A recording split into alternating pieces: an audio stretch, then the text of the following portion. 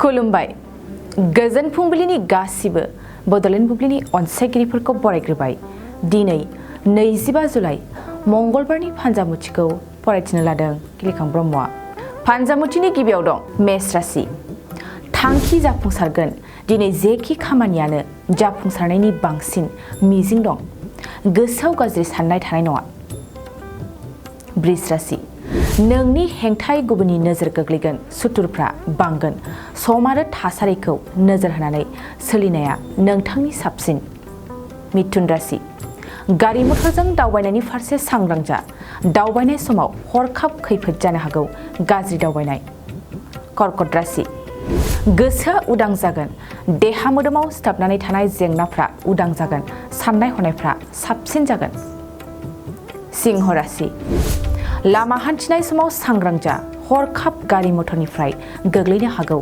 एसेयावनो जेंना नुजाथिगोन। कन्या राशि।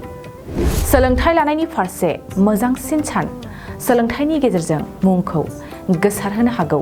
सुबुंफोरजों बाख्नायजागोन। तुला राशि। जेखि खामानि मावा हेंथा फैगोन। नोंनि खामानिखौ नखरानो हेंथा होगोन। गुबुना नोंखौ होबथानो थांखि लागोन। वृश्चिक राशि। बेफार फालांगियाव मोजां सम। फालांगिजों गोबां मुलाम्फा जानो हागौ। आंखालनिफ्राय रेहाय मोनगोन।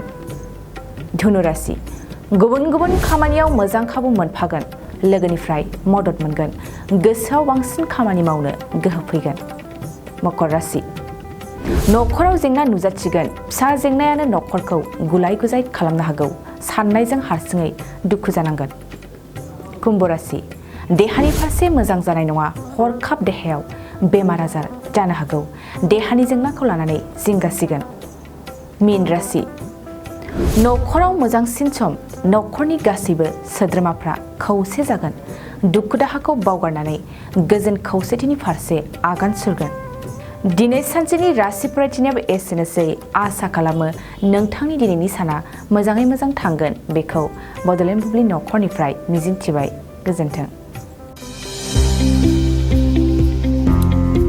सोलोंथाइ बोसोर 2023-24 नि थाखाय फरायसाफोरनो गोदानै मुं थिसननाय लानानै फैदों क'क्राझारनि डक्टर सभा ब्रह्म मिउजिक आरो फाइन आर्ट्स कलेजआ। क'क्राझार सहरजों नांजाबनाय हाब्रुबारियाव थानाय बिटिआरनि गंसेल' डक्टर सभा ब्रह्म मिउजिक आरो फाइन आर्ट्स सरकारि कलेजआव दायो फरायसाफोरनि गोदानै मुं थिसननाया अनलाइननि गेजेरजों सोलिगासिनो। फरायसाफोरा क'क्राझार मिउजिक एन्ड फाइन आर्ट्स.in वेबसाइटआव थांनानै मुंखौ थिसननो हागोन।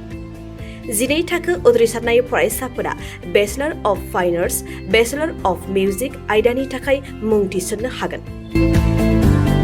बे सरकारि कलेजआव मोजां सोलोंथाइजों लोगोसेयैनो हौवासा हिन्जावसाफोरनि थाखाय आलादायै हस्टेलनि खाबुबो दं। गोसो गोनां फरायसाफोरा क'क्राझारनि डक्टर सभा ब्रह्म मिउजिक आरो फाइन आर्ट्स सरकारि कलेजआव गोदानै मुं थिसन्नोब्ला नैबे मबाइल नम्बर 9085292451 आरो 9365491257 आव थोंजों सुलाद लानो हागोन।